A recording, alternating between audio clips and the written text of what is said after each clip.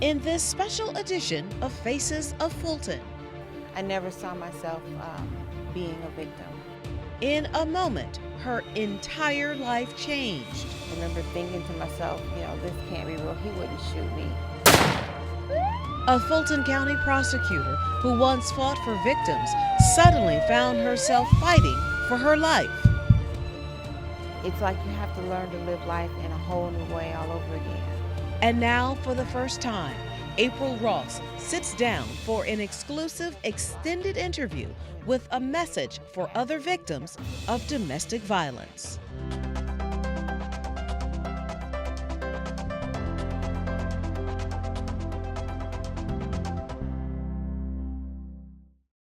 Well, April, thank you for joining us and for allowing us to have this moment with you. Thank you so much for giving me this opportunity. I'm truly honored to have the chance to share my story. So let's start from the beginning and your story. Being an assistant district attorney, was that your dream job? Yes, I've always wanted to be a prosecutor. It started when I got to law school and trying to figure out my way. And I tried out a mock trial competition and realized I was really good at getting up in court and doing trial work. So it became my passion, and I thought about what kind of trial lawyer do I want to be. And I wasn't really interested in civil law so much. And I thought about prosecution and criminal law. I didn't see myself doing criminal defense so much. So I decided prosecution, and ever since then, that was what I took off trying to do. You wanted to speak for the people. Yes. And April, did you ever think that you would be on the other side of the law? No, I never saw myself being a victim of a crime, and certainly not a severe crime such as attempted murder.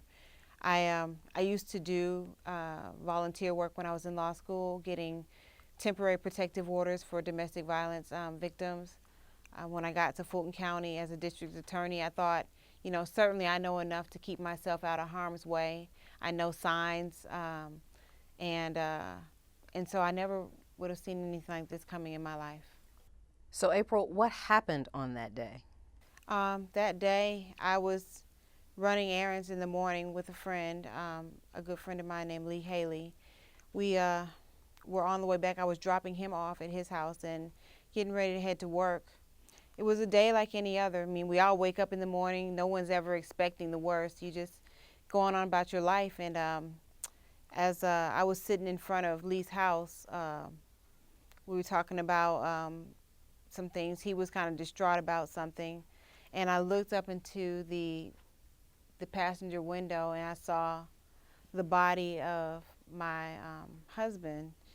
And I didn't have time to think, react, or anything before I saw his hand coming up. And, it was kind of so bizarre and so unreal to me that I didn't even see a gun. I never heard the gun go off. I think it just, from the first gunshot, I went into sort of a semi-conscious state, and it was surreal. April's estranged husband had shot her 3 times and had also shot her friend. As they sat wounded, the estranged husband left the scene. Hours later, he would be found in a cemetery where he had taken his life. I don't remember seeing everything that happened. I do remember feeling the jolt of something hitting my body, but I don't remember feeling any pain. I think I was somewhat blacked out, but my mind was working, and I remember thinking to myself, this can't be real. He wouldn't shoot me. I don't even remember knowing what happened to Lee. Everything went into a different state for me. At some point, I know I went completely blacked out, and I came back to, I think, when the paramedics were with me. And so I have very spotty memory of what actually what occurred. And even then, I think my memory was skewed because I think I was semi-conscious, so it was a dreamlike state in a way. But I don't think I was fully at grips with what was happening at the moment. And once you realized what happened, how were you feeling? What were you feeling? When I was in Grady, um, I don't remember the days very well because I was just in and out. But I know there was a day, maybe it was the next day after the incident or so, when my sister was in my room and she told me that they had found Trenard's body in the cemetery and that he had committed suicide. And I think that's when I kind of realized that this really happened, but it still didn't feel real. It took a long time for it to become real to me in my mind. I mean, the facts, yes, people told me, yes, I knew I had been shot at some point, but it took a long time for that to sink in. And when we come back, April talks about her long recovery back. Stay with us.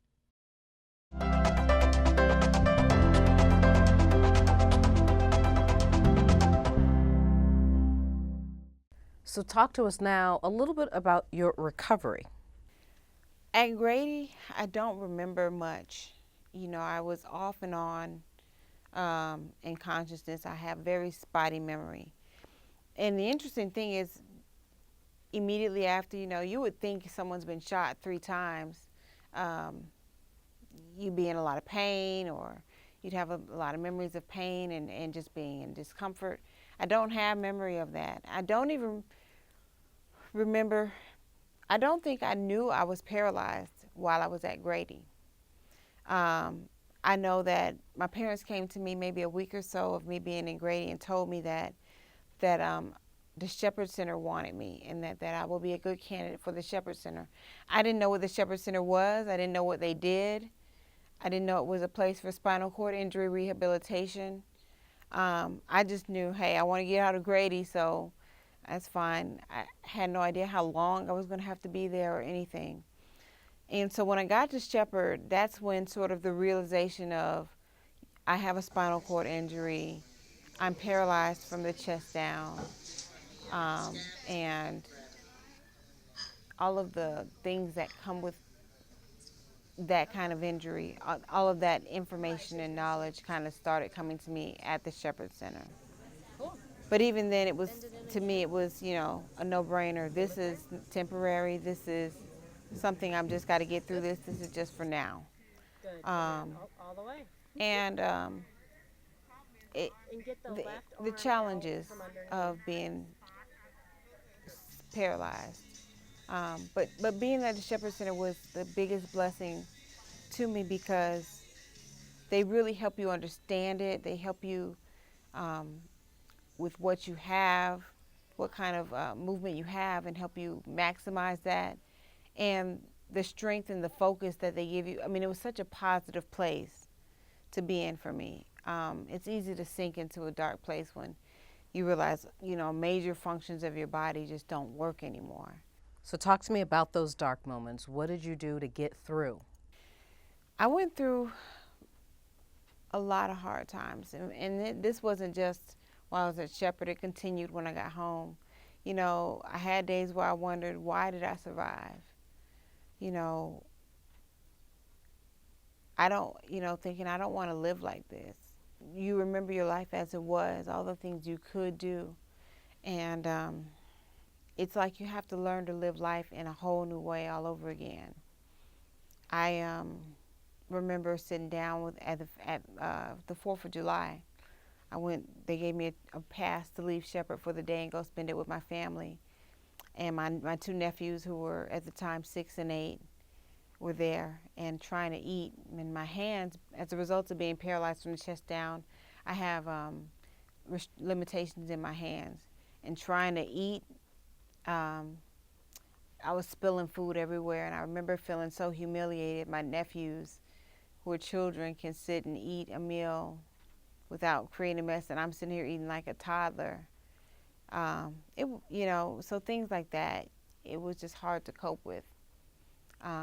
Having to ask people to do everything, even the basic things you need help. No, I need help with it. Was I felt less than human. I felt like I wasn't a whole person anymore. So, April, where did you find the inner fight? It came from those inspirations and the prayers that people sent me. It came from my own faith and my determination to not lose my faith. You know, some people, I've met people through Shepherd and other places since I've been injured, who it's very easy to blame God or to, you know, just get angry with the world because why me? And I asked that question. I have asked it a million times, as I'm sure everyone who's been in my shoes has. But I think I've learned a lot about resiliency and patience and faith and the need to not let go. And so I think my upbringing, my mother, and her strong faith and prayer life, and all the people who come up to me every day since I've been injured, that send me stuff. People, and then I think what blew me away was that it was people I didn't even know. People who don't have to take the time to reach out to some stranger who, you know, had an injury.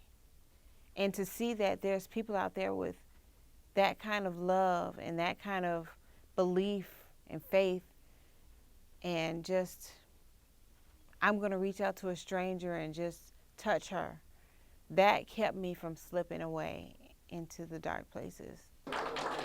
When we return, April shares what it was like to finally get back to work.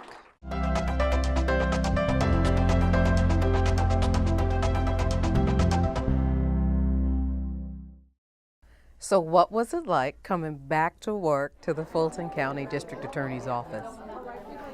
I mean, anybody who's been around me knows I've been talking about getting back to work since I left, you know, since I left the hospital. I mean, even when I was in the hospital, Mr. Howard remembers, he always recounts the story of coming to my bed and saying, if there's anything I can do for you.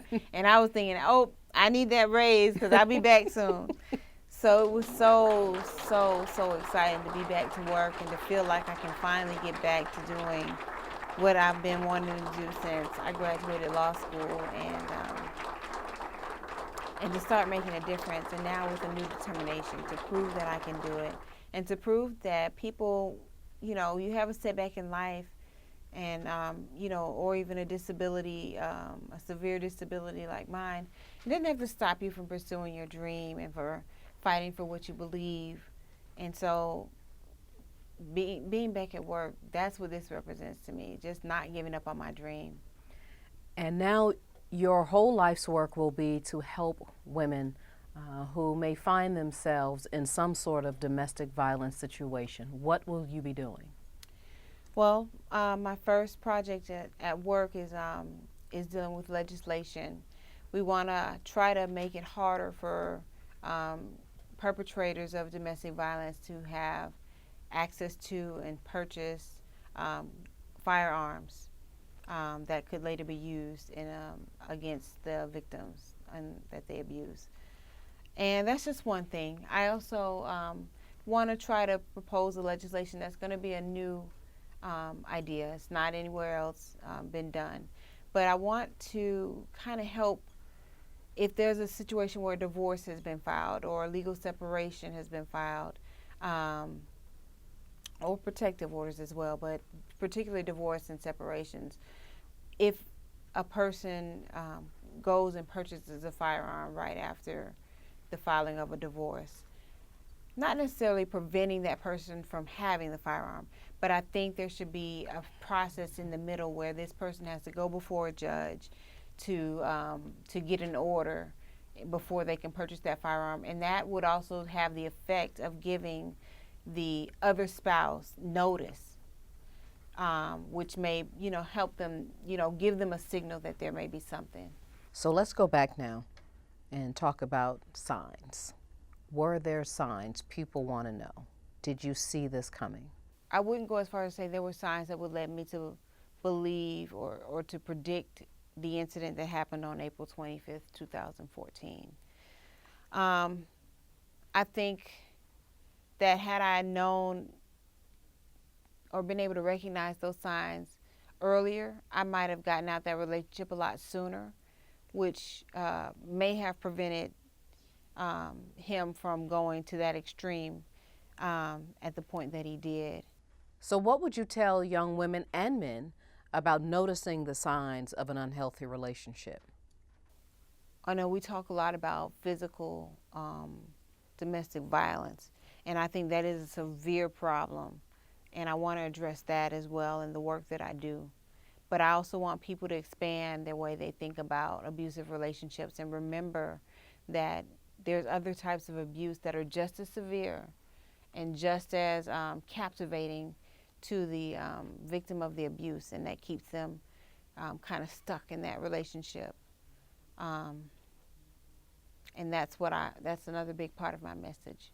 Still to come, April gives us an update on how her friend is doing now after his injuries, and she has one last message for victims of domestic violence. Stay with us.